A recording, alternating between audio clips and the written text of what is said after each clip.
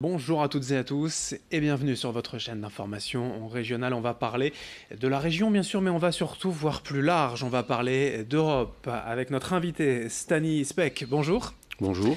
Vous êtes référent départemental de La République En Marche et vous venez nous parler de cette grande consultation lancée au tout début du mois d'avril, le 7 avril dernier, pour 6 semaines, en marche pour l'Europe. Alors, précisez-nous rapidement le but ultime, vraiment l'objectif déjà de cette démarche. C'est quoi? Oui. De refonder l'Union européenne parce que ça ne marche pas ou parce qu'on peut mieux faire? Parce qu'on peut mieux faire. À La République En Marche, on est convaincu que le projet européen doit se renforcer. Doit se renforcer parce qu'on a besoin justement d'une Europe plus forte, plus exigeante, pour qu'elle puisse répondre aux problèmes quotidiens des citoyens. Des citoyens qui ont un peu oublié cette Europe, peut-être parce qu'elle ne apporte pas de réponse aux problèmes de tous les jours. Il y a un peu de méfiance ou un peu de désamour aussi, vous sentez, des citoyens français, voire européens en général? C'est plutôt une méconnaissance. Une méconnaissance du fonctionnement de l'Union européenne, une méconnaissance de ses financements, ce qui fait que quand on ne connaît pas, on a parfois une petite crainte. La marche pour l'Europe, c'est une consultation, je le disais, sur Internet, un questionnaire. Concrètement, qu'est-ce que vous demandez aux citoyens? Concrètement, nos marcheurs vont à la rencontre de l'ensemble des citoyens partout sur le territoire, non pas pour les convaincre, ce n'est pas du tout faire de la politique politicienne, essayer de convaincre qui que ce soit, c'est faire un diagnostic. Un diagnostic basé sur quelques questions assez simples, ce qui marche, ce qui ne marche pas. Si pour eux, l'Union européenne a un impact trop grand dans leur vie quotidienne, s'ils auraient besoin qu'il y ait un peu plus d'Europe dans leur vie quotidienne, s'ils souhaiteraient le voir amélioré, et dans quel thème? Que ce soit la sécurité, l'agriculture, l'Europe sociale, les valeurs européennes. Ici, ça a d'autant plus d'impact qu'on est une région frontalière. On a des liens directement avec la Belgique, le Benelux même, hein, directement. Les citoyens nordistes du Nord et du Pas-de-Calais en ont conscience aussi de l'importance de l'Europe vis-à-vis de ces échanges? Oui, ils en ont tout à fait conscience et on a voulu justement marquer ce week-end, lors de la grande marche de samedi, montrer que pour un projet commun, on pouvait se mettre à plusieurs, ce qui fait qu'on avait été rejoint par le comité En Marche bruxellois, donc nos amis belges, et un comité parisien. Alors vous le disiez, il y a une méconnaissance hein, finalement, surtout, et donc à l'arrivée peut-être une crainte. Pourtant l'Europe fait beaucoup, vous le disiez forcément l'agriculture, il y a la PAC, hein, connue maintenant Oui. depuis plusieurs années, mais même au niveau de la rénovation urbaine, il y a de nombreux fonds européens que l'on ne connaît pas bien. Oui, que l'on ne connaît pas bien et qui pourtant, quasiment dans toutes les villes, de nombreux bâtiments ont été rénovés grâce aux fonds européens. Et c'est peut-être sur quoi il faudrait se pencher. Communiquer un peu plus sur les aides de l'Europe au niveau du territoire, mais restreint, au niveau de sa ville, de son village, de sa région. Ils ont besoin de le savoir.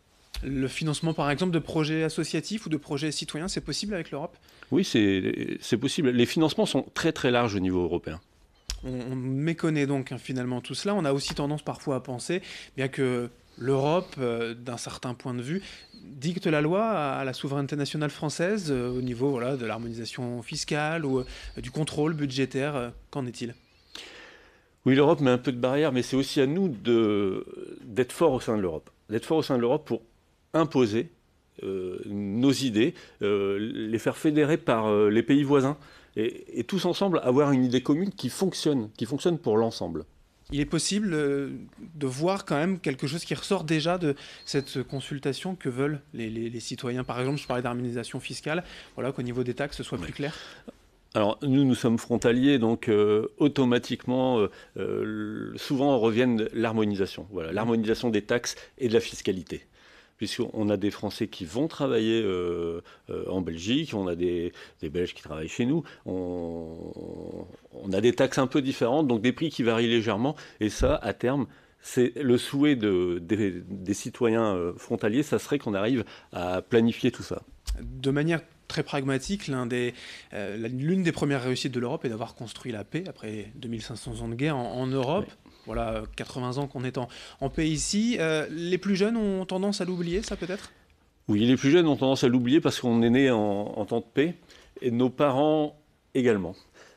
Toutefois, quand on fait du porte-à-porte, on rencontre des gens de tout âge et on s'aperçoit que les personnes d'un certain âge qui ont connu la guerre ou leurs parents ont connu la guerre, et ces personnes-là, la première priorité, ce qu'ils retiennent de l'Europe, c'est que depuis que les pays se sont unis, on n'a plus de guerre et ils n'imaginent plus pouvoir connaître de guerre au sein de l'Union européenne. Ça, malgré tout, c'est compliqué à défendre encore aujourd'hui.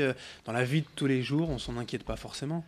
C'est peut-être plus compliqué à défendre auprès des jeunes qui n'imaginent plus la guerre comme nos anciens l'ont connue, qui n'imaginent plus qu'on puisse être en guerre déjà avec un pays voisin. À l'arrivée, donc, 6 semaines cette consultation, il y aura un rapport rendu sur Oui, le bureau d'Emmanuel Macron, c'est ça ? Il y aura un rapport qui sera rendu sur justement les attentes réelles des citoyens. Parce qu'avant tout, le projet européen, au sein de la République En Marche, on ne conçoit pas qu'il soit uniquement basé et créé dans des cabinets parisiens ou bruxellois. Il faut redonner absolument la parole aux citoyens et c'est ce qu'il a besoin que nous devons écrire. Avec ça, forcément, la France et Emmanuel Macron veulent être un peu leaders en Europe. Il y aura moyen quand même d'imposer des choix, de changer les choses ? Oui, il y aura moyen. Et puis, actuellement, on peut voir déjà qu'avec l'Allemagne, on a redonné un nouveau souffle un peu à l'Europe, à l'Union européenne. Et justement, les prochaines échéances vont permettre assurément de redonner cet élan. Alors, dans le territoire, en porte-à-porte, les marcheurs viennent à la rencontre des citoyens, mais on peut aussi consulter, en tout cas, répondre à cette consultation sur Internet ? Oui. À quelle adresse ? Sur En Marche, en-marche.fr.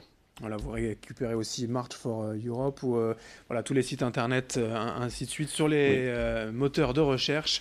Merci Stanis Peck, je le rappelle, référent départemental de La République En Marche, d'être venu aujourd'hui donc pour évoquer cette marche pour l'Europe, cette grande consultation durant le mois d'avril et encore pour quelques jours.